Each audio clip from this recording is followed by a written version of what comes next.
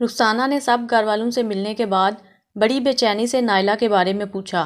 نائلہ کا نام سنتے ہی سب کو چپ لگ گئی، جبکہ اس سے پہلے سبھی رخسانہ کے ساتھ ہنس کر باتیں کر رہے تھے۔ رخسانہ ان کو یوں خاموش دیکھ کر سمجھ گئی کہ کچھ گڑبڑ ہے۔ اتنے میں اس نے اپنے سب سے بڑے بھانجے کو مخاطب کرتے ہوئے بولا، بیٹا کیا بات ہے؟ نائلہ کدھر ہے؟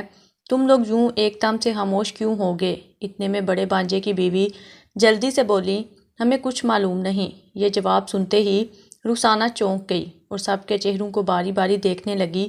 وہ سب اپنی نظریں جھکائے وہیں پر بیٹھے تھے۔ رخسانہ کا ایک دم کے لیے دل دھڑکنا جیسے بند ہو گیا۔ رخسانہ نے پھر اپنے لہجے میں غصہ دکھاتے ہوئے ان سے دوبارہ پوچھا، میں کہتی ہوں نائلہ کدھر ہے؟ رخسانہ کا دوسرا بھانجا بولنے لگا، خالہ آپ کو اتنی بھی کیا جلدی ہے؟ ابھی تو آئی ہیں، تھوڑا سانس لے لیں، کھانا کھائیں، پانی پی لیں، پھر بات کرتے ہیں۔ رخسانہ نے اس کی بات بیچ میں ہی ٹوکتے ہوئے کہا، میں اتنی دور سے صرف نائلہ کے لیے آئی ہوں اور اس کو بنا دیکھے میرے حلق سے ایک خون بھی نہیں نیچے اترے گا۔ دراصل رخسانہ کی بہن 1 سال پہلے فوت ہو گئی تھی اور رخسانہ کی بہن کے 8 بیٹے اور ایک ہی اکلوتی بیٹی تھی۔ ان کی اکلوتی بیٹی کا نام نائلہ تھا۔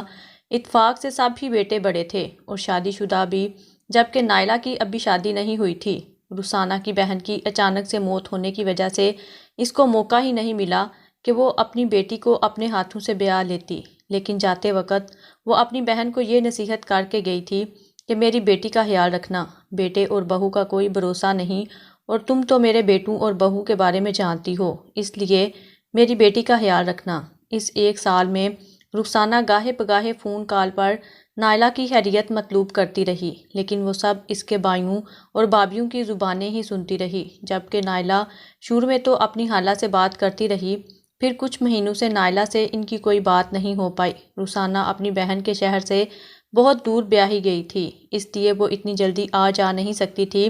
اس نے تو یہی سوچا تھا کہ کچھ عرصہ گزارنے کے بعد نائلہ کی شادی کر دے گی اور آج وہ اسی نیت سے اس گھر میں آئی تھی، لیکن نائلہ کی یوں غیر موجودگی اس کو تڑپانے لگی۔ رخسانہ سوالیہ نظروں سے سب کی طرف دیکھ رہی تھی کہ اتنے میں باہر صحن سے کسی کے کپڑے دھونے کی آواز آئی، یعنی کوئی ہاتھ سے کپڑے زور زور سے دھو رہا تھا، جبکہ سب ہی کمرے میں موجود تھے۔ آواز اس قدر تیز تھی کہ سب ایک دوسرے کی طرف حیرانگی سے دیکھنے لگے اور سب کے ہی رنگ اڑنے لگے۔ اتنے میں رخسانہ کمرے سے اٹھ کر جلدی سے باہر کی طرف چلی گئی، یہ دیکھنے کے لیے کہ میں خود ہی نائلہ کو دیکھ لیتی ہوں۔ جب اس نے سامنے دیکھا تو کوئی لڑکی نلکے کے پاس بیٹھی کپڑے دھو رہی تھی۔ رخسانہ جلدی سے اس کے پاس گئی اور اس کو بلاتے ہوئے کہنے لگی، کیا تم نائلہ ہو؟ اتنے میں اس لڑکی نے ایک دم سے اپنا ہاتھ کپڑے دھوتے ہوئے روک لیا اور وہیں منجمد ہو گئی، جیسے اس آواز نے اس پر سکتہ طاری کر دیا ہو۔ پھر رخسانہ نے آگے ہو کر جب اس کا چہرہ دیکھا تو رخسانہ داڑیں مار مار کر رونے لگی، کیونکہ نائلہ بہت بری حالت میں وہاں پر بیٹھے کپڑے دھو رہی تھی۔ نائلہ کا چہرہ جگہ جگہ سے لال تھا، جیسے اسے کسی نے خوب پیٹا ہو، اور اس کی آنکھوں کے گرد ہلکے پڑ چکے تھے۔ بال اس قدر بکھرے تھے جیسے کئی دنوں سے وہ نہائی نہ ہو اور سر کے بال بھی نہ بنائے ہوں۔ کپڑے بھی اس کے بہت خستہ حالت میں تھے، بہت پرانے لگ رہے تھے۔ رخسانہ کا شور سن کر سبھی کمرے سے باہر آ گئے، لیکن ان میں سے کسی میں بھی یہ ہمت نہیں تھی کہ وہ کچھ بول سکے، کیونکہ کسی میں جرأت نہ تھی کہ وہ رخسانہ سے آگے بڑھ کر اس سے چھپ کر بھاگ سکے، کیونکہ سب انہی کا تو کیا دھرا تھا۔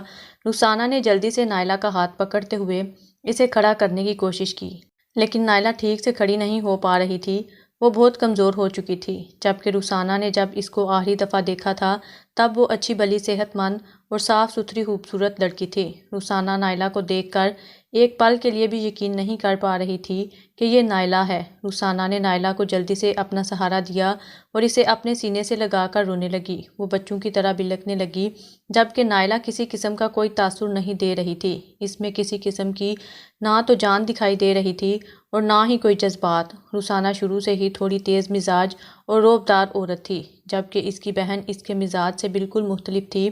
رخسانہ نے سب گھر والوں کو مخاطب کرتے ہوئے کہا، اگر تم لوگ مجھے کچھ نہیں بتاؤ گے تو تم لوگوں نے نائلہ کے ساتھ کیا کیا ہے تو میں ابھی کے ابھی پولیس کو بلاتی ہوں۔ رخسانہ کی بات سن کر ایک بار کے لیے سب ڈر گئے۔ پھر ان میں سے ایک تیز تراز بہو بولی، خالہ ہم لوگوں نے تو کچھ نہیں کیا، اصل میں یہ اپنی ماں کا دکھ نہیں بھلا پائی، اس لیے یہ اس طرح سے خاموش ہو گئی ہے، یہ ہم سے بھی کوئی بات نہیں کرتی۔ پھر ایک اور بہو بولی، ہاں بالکل، اور ویسے بھی آپ کو شاید معلوم نہیں، یہ شروع سے ہی تھوڑا کم دماغ رکھتی تھی، اس وجہ سے اس نے اپنی ماں کی وفات کا زیادہ اثر لے لیا، اب بیچاری اس حالت میں ہے، ہمیں تو خود اس پر ترس آتا ہے، ہم دراصل آپ کو پریشان نہیں کرنا چاہتی تھیں، اس وجہ سے ہم نے آپ کو فون کال پر کبھی اس کی حالت کے بارے میں نہیں بتایا۔ اس کی بات ختم ہوتے ہی رخسانہ چلا کر بولی، بکواس بند کرو، میں اس کی خالہ ہوں، میں نے اسے بچپن سے دیکھا ہے، تم کل کی آئی اسے پاگل بنا رہی ہو، یہ بالکل ٹھیک تھی۔ پھر رخسانہ نائلہ کے بالوں کو سنوارتے ہوئے اس کے گال کو چومنے لگی۔ رخسانہ اپنی بانجی سے بہت پیار کرتی تھی اور جب سے اس کی بہن فوت ہوئی وہ اس سے اور بھی پیار کرنے لگی، لیکن وہ اپنی مجبوری کی وجہ سے اس کے گھر میں نہیں رہ پائی کیونکہ اس کی ذمہ داریاں تھیں اور وہ اس طرح سب چھوڑ کر یہاں پر نہیں رہ سکتی تھی۔ جبکہ اس نے نائلہ کو ساتھ لے کر جانے کے لیے جب بولا تب اس کے بھائیوں نے کہا کہ ہم اس کا خوب اچھے سے خود ہی خیال رکھ لیں گے، یہ ہماری ذمہ داری ہے، آپ اس کو ادھر ہی رہنے دیں۔ یوں رخسانہ ان کی باتوں میں آ کر اپنی بھانجی کو 1 سال پہلے ہی ان کے پاس چھوڑ کر گئی، یہ سوچتے ہوئے کہ آخر 8 بھائی ہیں، ان میں سے کوئی تو اس کا خیال رکھے گا، لیکن وہ نہیں جانتی تھی کہ 8 کے 8 ہی اپنی بہن کے لیے وہ بالے چاند بن جائیں گے۔ نائلہ کو دیکھ دیکھ کر رخسانہ کو جیسے غش پڑ رہے تھے کیونکہ نائلہ جیسے زندہ لاش کھڑی تھی، جبکہ نائلہ بہت ہی ہنسمکھ خوش شکل سی لڑکی تھی۔ رخسانہ نے اس گھر میں پانی کا گھونٹ تک نہیں پیا تھا، وہ نائلہ سے کہنے لگی، میری بیٹی تو میرے ساتھ چل، میں اب اس گھر میں ایک پل بھی نہیں ٹھہر سکتی۔ اتنے میں اس کا بڑا بھانجا پھر سے کہنے لگا، خالہ آپ جذباتی ہو رہی ہیں، آپ کو حقیقت معلوم ہی کہاں ہے، 2-3 دن اس کے ساتھ رہیں، پھر آپ کو سب پتہ چل جائے گا۔ رخسانہ نے کچھ سوچتے ہوئے کہا، ٹھیک ہے۔ رخسانہ نے کچھ ٹھنڈے دماغ سے سوچا، اگر میں اسی طرح جلد بازی میں نائلہ کو ساتھ لے گئی تو مجھے کیسے پتہ چلے گا کہ ان لوگوں نے نائلہ کے ساتھ کیا کیا ہے؟ جب تک مجھے صحیح مسئلے کے بارے میں معلوم نہیں پڑے گا تو میں اس کا حل کیسے کر پاؤں گی؟ پھر اس رات رخسانہ نے نائلہ کو اپنے پاس ہی بٹھا لیا، جبکہ اس کی سب سے چھوٹی بہو اس بات پر بضد تھی کہ نائلہ کو اس کے کمرے میں ہی سونا چاہیے۔ وہ اس قدر نائلہ کے کمرے میں سونے پر زور دے رہی تھی کہ رخسانہ کو اس پر غصہ آنے لگا۔ اصل میں نائلہ کی سب سے چھوٹی بھابھی کے ہاں 6 مہینے کی بیٹی تھی اور ان کا بڑا بچہ بھی ابھی چھوٹا ہی تھا، اس وجہ سے وہ رات کو نائلہ کو اپنے پاس سلاتی تھی تاکہ اس کی نیند خراب نہ ہو۔ رات کی ساری ڈیوٹی نائلہ دیتی تھی، اس نے ہی ان کے بچوں کو دیکھنا ہوتا تھا، لیکن یہ سب رخسانہ کو معلوم نہیں تھا۔ رخسانہ نے نائلہ کو اس کی چھوٹی بھابھی کے پاس اس رات سونے سے منع کر دیا، جس پر اس کی چھوٹی بھابھی منہ بناتے ہوئے وہاں سے چلی گئی۔ پھر اگلے روز صبح ہی جب رخسانہ کی آنکھ کھلی تو نائلہ بستر پر موجود نہیں تھی۔ رخسانہ نے جلدی سے اٹھتے ہوئے کمرے کی چاروں طرف نظر دوڑائی، لیکن نائلہ کمرے میں موجود نہیں تھی۔ اتنے میں رخسانہ جلدی سے باہر نکلی تو اس نے دیکھا کہ نائلہ باہر موجود چولہے پر سب کے لیے ناشتہ بنا رہی تھی۔ وہ جانے بیچاری کب سے جاگ رہی تھی کیونکہ 8 بھابھیوں اور بھائیوں کا اور ان کے بچوں کا ناشتہ وہ تقریباً بنا چکی تھی۔ رخسانہ کو یہ سب دیکھ کر اور بھی غصہ آنے لگا، اسے اس بات کا تو اندازہ ہو گیا تھا کہ نائلہ ہی سارے گھر کے کام زیادہ تر دیکھتی ہے اور چولہے اور کپڑے دھونے کے کام تو خاص طور پر نائلہ کو ہی کرنا تھے۔ رخسانہ خاموشی سے سارا تماشا دیکھتی رہی، اس نے اس روز کسی کو بھی کچھ نہیں کہا اور نہ ہی ٹوکا کیونکہ وہ سب کا اصلی چہرہ اچھے سے دیکھنا چاہتی تھی۔ اگر وہ کسی کو ٹوکتی تو یقیناً سب ہوشیار ہو جاتے اور اپنا مکروہ چہرہ سامنے نہیں لے کر آتے۔ رخسانہ کو سب سے زیادہ جو بات کھٹک رہی تھی وہ یہ تھی کہ نائلہ اس قدر کام تو جو کرتی ہے وہ کرتی ہے، مگر وہ خاموش کیوں ہو گئی ہے؟ آخر انہوں نے اس کے ساتھ ایسا بھی کیا کیا ہے؟ رخسانہ نے نائلہ سے سارے دن میں کئی بار پوچھا، لیکن نائلہ تھی کہ جیسے خاموشی کا تالاب لبوں پر لگائے بیٹھی تھی، جس کو وہ کھولنے کا نام ہی نہیں لے رہی تھی۔ پھر رات کو رخسانہ نائلہ کو پھر سے اپنے پاس سلانے کے لیے کہنے لگی۔ کل رات رخسانہ خود سفر کی وجہ سے بہت تھکاوٹ محسوس کر رہی تھی، اس لیے اس کی آنکھ جلدی لگ گئی، جبکہ آج اسے بھی اتنی نیند نہیں آ رہی تھی۔ وہ خاموشی سے لیٹ کر پاس پڑی چارپائی پر نائلہ کو لیٹنے کے لیے کہنے لگی۔ نائلہ بھی اپنی حالت سے مجبور خاموشی سے لیٹ گئی۔ رخسانہ نائلہ کے سامنے جان بوجھ کر سونے کا ناٹک کرنے لگی۔ وہ سردیوں کی رات تھی اور رخسانہ نے اپنے منہ پر رضائی لے لی، لیکن وہ رضائی میں سے چپکے سے اپنی بھانجی نائلہ پر گات لگائے دیکھ رہی تھی، جبکہ نائلہ تھی کہ وہ مسلسل چھت کی طرف دیکھ رہی تھی، اس نے ایک پل کے لیے بھی اپنی آنکھیں بند نہیں کی تھیں۔ رخسانہ کچھ دیر تک دیکھتی رہی اور اس کو دیکھ دیکھ کر اسے بہت ترس آ رہا تھا۔ وہ پچھلے 2 گھنٹے سے مسلسل دیکھ رہی تھی، لیکن نائلہ آنکھیں بند نہیں کر رہی تھی۔ رخسانہ کا جب صبر جواب دے گیا تو اس نے نائلہ سے کہا، بیٹی تم اب تک سوئی کیوں نہیں؟ دیکھو میری تو آدھی نیند پوری بھی ہو گئی۔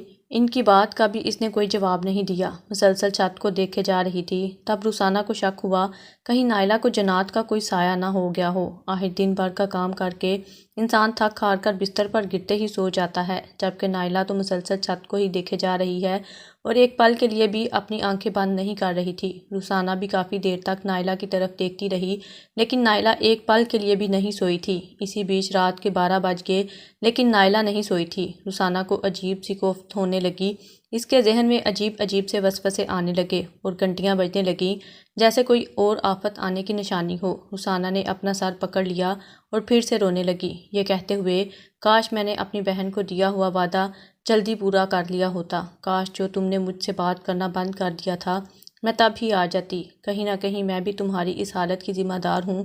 رات کا 1 بج گیا اور رخسانہ کی نیند سے حالت پوری ہونے لگی، اس کی آنکھیں خود سے ہی بند ہونے لگیں اور اس کی آنکھ لگ گئی، لیکن بے چینی میں انسان کہاں ٹھیک سے سو پاتا ہے۔ تقریباً رخسانہ 2 گھنٹے ہی سو پائی ہوگی۔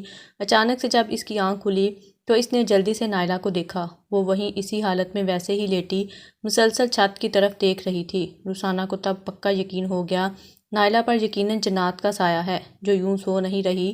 پھر رخسانہ نے نائلہ کے پاس بیٹھے ہوئے اس سے کہا، بیٹی کہیں درد ہو رہا ہے کیا؟ لاؤ میں تمہارا جسم دبا دیتی ہوں، سارا دن میری بچی گھر کا کام کرتی رہتی ہے اور تمہاری ہٹ حرام بابیاں بیٹھی روٹیاں توڑتی رہتی ہیں۔ دیکھو تمہارے بھائی کتنے خودغرض نکلے، ان کا تو صحیح میں خون سفید ہو گیا ہے، تمہارے کسی بھائی کو تمہاری حالت پر ترس نہیں آیا؟ پھر اس رات رخسانہ بھی ٹھیک سے سو نہیں پائی، اس وجہ سے وہ نائلہ کے ساتھ ہی صبح باہر نکل گئی۔ رخسانہ نہانے کی غرض سے واش روم میں گئی تو باہر نکلتے ہوئے اس نے دیکھا کہ نائلہ کی بھابی نائلہ کے ہاتھ میں دوائی رکھ رہی تھی اور اسے جلدی سے کھانے کے لیے کہہ رہی تھی۔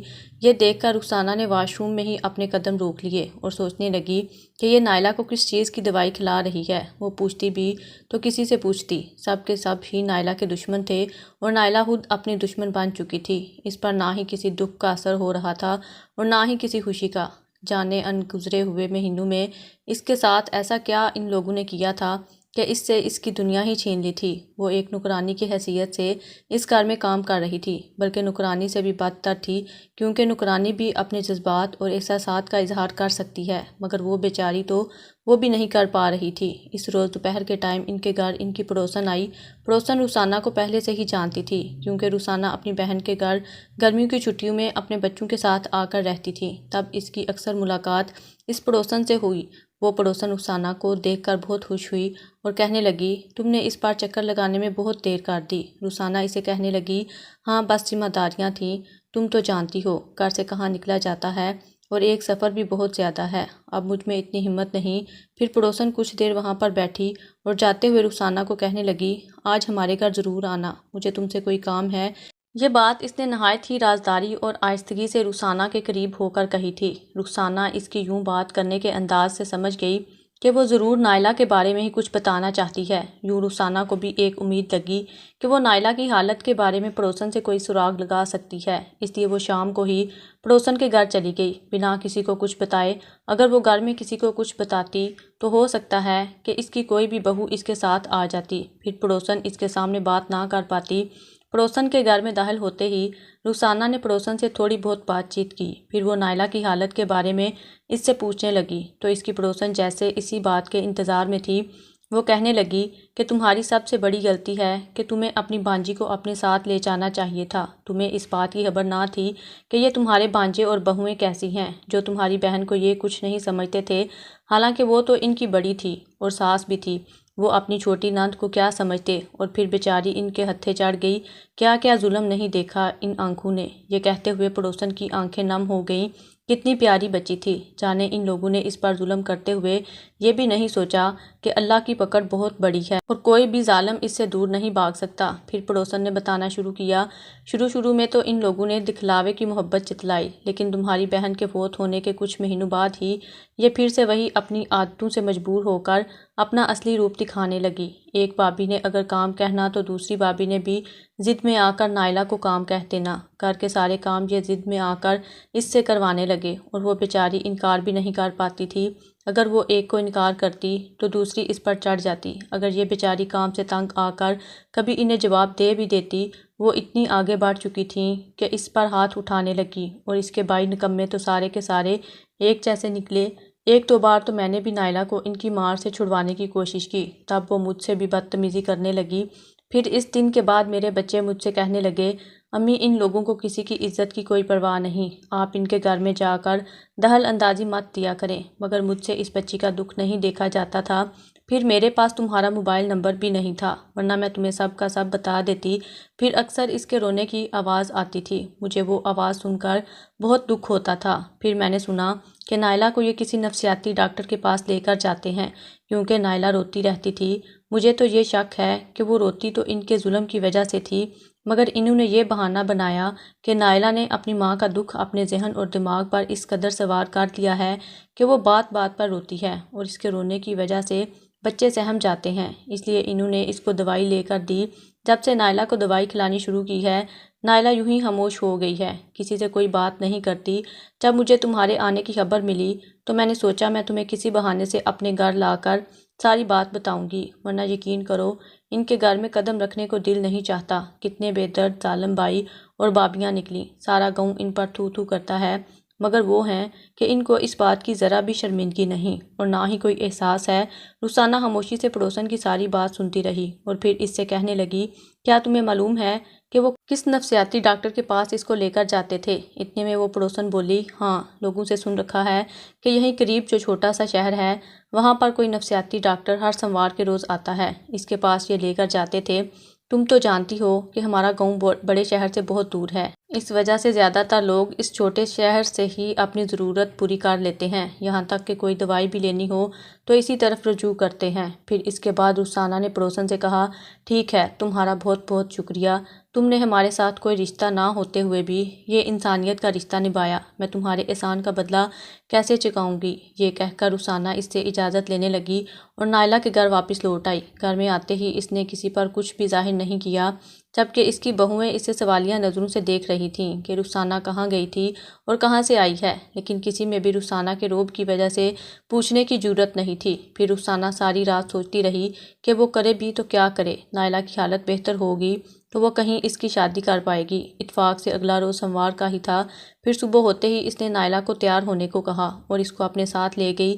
جب گھر میں سے نکلنے لگی تو اس وقت اس کی بھابھیوں نے بہت اصرار کیا، ان میں سے کوئی ایک ان کے ساتھ جائے گی، مگر رخسانہ نے انہیں خبردار کرتے ہوئے کہا، یہ میری بھانجی نہیں میری بیٹی ہے اور یہ میری ذمہ داری ہے، تم لوگوں نے جو کرنا تھا کر دیا، اب مزید کچھ بھی کرنے کی ضرورت نہیں۔ یہ کہتے ہوئے رخسانہ اسے شہر لے گئی اور اس ڈاکٹر کے پاس جا کر ساری دوائی کا پوچھنے لگی۔ ڈاکٹر نے پھر ساری بات بتائی کہ ان لوگوں نے کہا تھا کہ یہ بہت روتی ہے اور والدہ کی وفات ہو چکی ہے، ہمیں ڈر ہے کہ یہ نفسیاتی نہ ہو جائے، اس لیے آپ اس کے لیے کوئی دوائی بھی دیں، اور یہ سارا دن سوتی رہتی ہے، ہمیں یہ بھی ڈر ہے کہیں یہ اپنی حالت نہ خراب کر لے، اس لیے میں نے ایسی دوائی دی جس سے یہ زیادہ دیر سو نہ پائے۔ یہ سنتے ہی رخسانہ اسے کہنے لگی، آپ جانتے نہیں کہ آپ جانے انجانے میں ان کے گناہ میں کس قدر ملوث ہو چکے ہیں، یہ بیچاری تو رات بھر سو نہیں پاتی اور سارا دن ان کے ظلم و ستم سہتے ہوئے کام کرتی رہتی ہے۔ ڈاکٹر نے جب ان کی بات سنی تو وہ حیران رہ گئے کہ کوئی بھائی ایسا بھی کر سکتے ہیں، اور پھر 8 کے 8 بھائی۔